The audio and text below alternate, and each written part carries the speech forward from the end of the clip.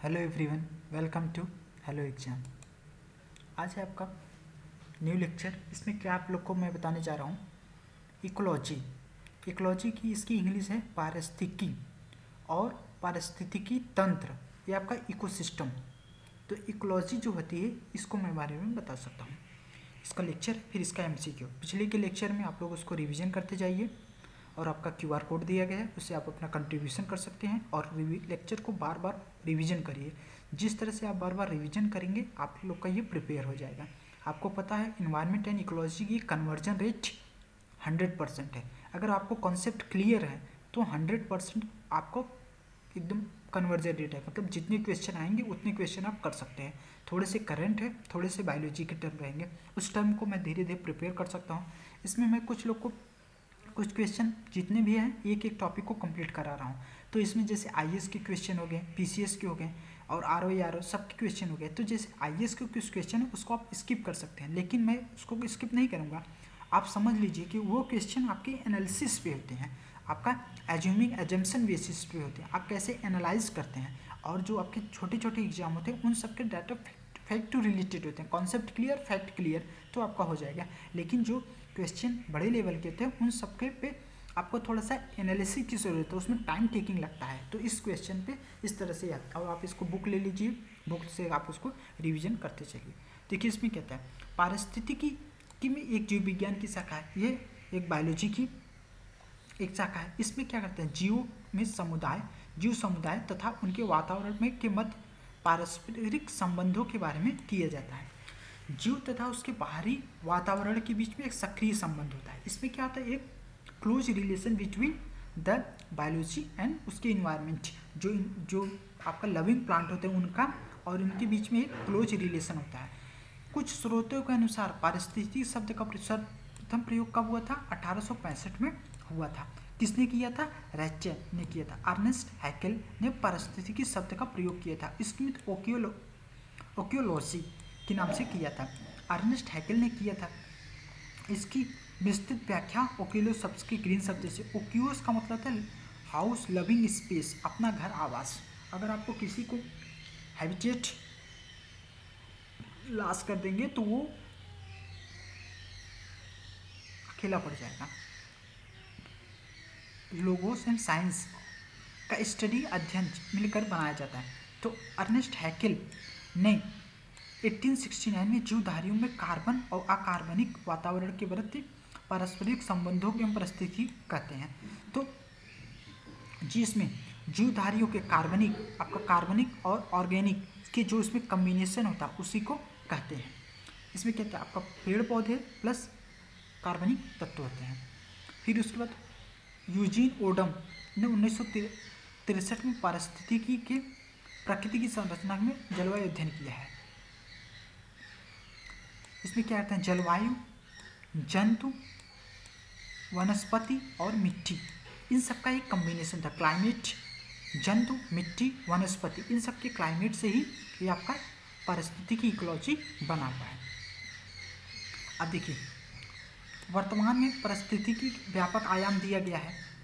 नवीन वरण समाज में भौतिक पर्यावरण का अध्ययन किया जाता है। 1935 में एजी टांसले ने इकोसिस्टम के बारे में बताया। तो अब किसी एक सिस्टम जब आप चले जाएंगे तो ये हो जाएगा पारिस्थितिकी तंत्र। जब सिंगल यूनिट रहती है तो ये हो जाए एक सिस्टम हो गया, तो सब मिला करके जो बन जाता है उसी में था। अब इसके प्रॉपर मैं आप लोग को क्या करता हूँ, जो इकोसिस्टम होता है, पारिस्थितिकी तंत्र होता है, इसके किसने दिया, टांसले ने दिया। और वो इकोलॉजी किसने दिया था, अर्नेस्ट हैकेल ने। तो ये हमेशा क्वेश्चन बनता है, अर्नेस्ट हैकेल पारिस्थितिकी को दिया और पारिस्थितिकी तंत्र को किसने दिया, पारिस्थितिकी तंत्र को आपको हैकेल ने दिया। फिर एजी टांसले के अनुसार, जिसमें पारिस्थितिकी के अंतर्गत वनस्पति जलवायु वर्ण करते हैं, एजी टांसले के अनुसार पारिस्थितिकी तंत्र में भौतिक तंत्रों का एक विशेष प्रकार होता है जिसकी रचना जैविक या जैविक घटकों से होती है। इसके अनुसार आपका इकोलॉजी में क्या करते हैं, इसमें विभिन्न प्रकार के आप कम्बिनेशन कर सकते हैं, जिस कम्बिनेशन से आप आउटपुट मिलता है। अब इसमें देखिए क्या करते हैं, एक खुला तंत्र होता है, ठीक है, विभिन्न होते हैं पारिस्थितिकी तंत्र का आकार के अनुसार परिवर्तन होता रहता है। जैसे जैसे सिस्टम होता है उस तरह से उसका परिवर्तन होता रहता है। अब इसमें क्या आते हैं, इसकी विचारधारा में मार्क वोलियस बायोसियोनेसिस तथा फोर्ब्स माइक्रोन कहा जाता है। पारिस्थितिकी तंत्र की प्राकृतिक एक कार्यात्मक इकाई है, एक फंक्शनल यूनिट है, मतलब एक टोटल एक सिस्टम, जिसमें जब इकोसिस्टम की बात होती है तो आप इसमें पूरे तंत्र को समझते हैं। आप देखिए ये कहाँ कहाँ पे होता है। देखिए जो इकोसिस्टम होता है, जलाशय की एक बूंद छोटी भी हो सकती है, मतलब पूरा एक ओशियन आप एक सिस्टम हो सकता है, और एक drop of the single drop of the water एक टोटल एक यूनिट हो सकती है। एक टोटल यूनिट आपका हो सकता है आपका इकोसिस्टम का, मतलब एक बूंद में एक पूरा इकोसिस्टम बन सकता है। आप ये समझ सकते हैं, आपका नहीं कॉन्सेप्ट है कि तिनका ही सहारा, मतलब कि कोई छोटा बड़ा नहीं है, हर आदमी परिपक्व है, हर एक चीज़ एक सिस्टम है। आप सोचिए सिंगल सा वायरस, कोरोना वायरस पूरे वर्ल्ड को एक इफेक्ट कर दिया। तो इसी तरह से एक जो ड्रॉप में है, एक drop of ocean, single drop of ocean में आप पूरा एक सिस्टम बन सकता है। हमारी पृथ्वी स्वयं एक विशाल पारिस्थितिकी तंत्र, अर्थ एक पूरा विशाल पारिस्थितिकी है। इसमें क्या क्या आते हैं, आपका जैव मंडल बायोस्फीयर आता है, इसमें कहते हैं मिट्टी, जल, जैव वनु एक तंत्र होते पड़ती है। पृथ्वी अवधारणा के रूप में व्याप्त पारिस्थितिकी तंत्र है, इसमें लिविंग ऑर्गेनिज्म से संबंधित होते हैं, ग्लोबल सिस्टम होता है, बायोटिक और एबायोटिक कंपोनेंट होते हैं। धात्विक पारिस्थितिकी तंत्र में प्राकृतिक इकाई है, जिसमें एक जीव विशेष जीव से होते हैं। इसमें क्या क्या था, पेड़ पौधे, जानवर, सूक्ष्म जीव इंक्लूडेड कहते हैं। पारिस्थितिकी तंत्र जीवन मंडल में एक सुनिश्चित क्षेत्र होता है। यस, पारिस्थितिकी तंत्र के क्या क्या क्षेत्र इकाई होती हैं, ऊर्जा का संगठन होता है, जैविक संगठन था, अजैविक संगठन था। ऊर्जा का संगठन जैविक अजैविक संगठन होता है। पारिस्थितिकी तंत्र का एक खुला तंत्र होता है। यस, जो इकोसिस्टम होता है, तंत्र होता है, ये ओपन सिस्टम होता है। इसमें मतलब आप एक दूसरे के कनेक्ट रहते हैं ना, लगातार होते हैं। किसी भी पारिस्थितिक तंत्र के समय इकाई के संदर्भ में प्रक्षेपण किया जाता है, मतलब किसी भी एक सिंगल यूनिट होती है उसी को तो रिप्रेजेंट करते हैं। इसमें क्या क्या होता है, पारिस्थितिकी एक खुला तंत्र है, क्योंकि उसमें ऊर्जा तथा लगातार पदार्थों के द्वारा इनपुट आउटपुट होता रहता है। अब देखिए, अब इसमें आपका क्वेश्चन है, पारिस्थितिकी किसके बीच में संबंध है, जो इकोलॉजी का है, किसके सीट में, आपका जीव और वातावरण, एकदम सही। जो आपका बायोटिक कंपोनेंट है, जीव, जीवित है, और इन्वायरमेंट जब कम्बिनेशन हो जाता है तो इसी को आपका पारिस्थितिकी बन जाता है। इसमें मनुष्य वन ना, आपका इन्वायरमेंट और जीव, तो इन्वायरमेंट और जीव संबंधित, इसमें वातावरण एक सक्रिय संबंध होता है आपका न्यूज। अब देखिए पारिस्थितिकी तंत्र किसने दिया, देखिए जब आपका तंत्र, तो तंत्र से टांसले कॉन्सेप्ट 1935 टांसले, और इसी को इकोसिस्टम के बारे में बताया। निम्नलिखित में से कौन पारिस्थितिकी तंत्र के विषय में सही नहीं है, तो कौन सा पारिस्थितिकी तंत्र के विषय में सही नहीं, ये जैविक अजैविक घटकों का समूह है, ये तो सही है।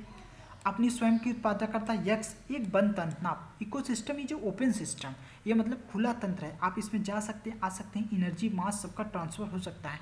जब आ सकते हैं, मतलब एक दूसरे से इंटरेक्शन करते हैं, जब एक दूसरे से इंटरेक्शन करते हैं तो ये कहाँ से क्लोज तंत्र होगा, एक ओपन तंत्र है, खुला तंत्र है, लगातार इनपुट आउटपुट होता रहता है। किन चार घटकों तो एक पारिस्थितिकी तंत्र का निर्माण होता है, इकोसिस्टम का निर्माण किस तरह से होता है, इसमें क्या क्या होने चाहिए, जल, कार्बन, ऑक्सीजन, ये तो ठीक है, लेकिन और भी कुछ होना चाहिए। मृदा, तापमान, इसमें अजैविक होना चाहिए, उत्पादक, ये सब चीज़ें होनी चाहिए। अजैविक पदार्थों उत्पादन भोक्ता के पारिस्थितिकी तंत्र का निर्माण करते हैं। निम्नलिखित में कौन सा परितंत्र के संबंध में सही नहीं है, इकोसिस्टम में कौन सा सही नहीं है, एक बंद तंत्र होता है, एक बंद तंत्र होता है ना, एक ओपन सिस्टम होता है।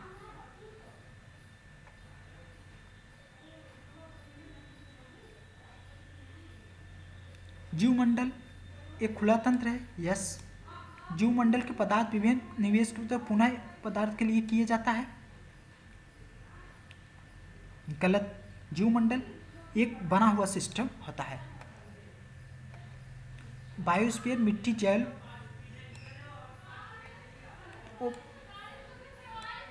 ऑप्टिक सिस्टम होता है, न्यूट्रिएंट के प्रकार ट्रॉपिक लेवल का काम करता है। पृथ्वी पर सर्वाधिक बृहद कौन सा तंत्र होता है? ये तो जैवमंडल है, ये तो ऑब्वियस है। सबसे ज़्यादा बड़ा कौन सा तंत्र होता है? जैवमंडल होता है। और जैवमंडल से भी बड़ा कौन सा तंत्र होता है? जब ओशियन पढ़ेंगे तो ओशियन एक सबसे बड़ा तंत्र होता है। इसमें 3 तंत्र होते हैं, जैवमंडल, स्थलमंडल, एक बायोस्फीयर, उसके बाद बायोस्फीयर, आपका लिथोस्फीयर, ओशनियोस्फीयर। तब इसी में आपका बीच वाला टर्न होता है। आपके के चार्ट में आप लोग को बताऊंगा। That's all, thank you, have a nice day, God bless you.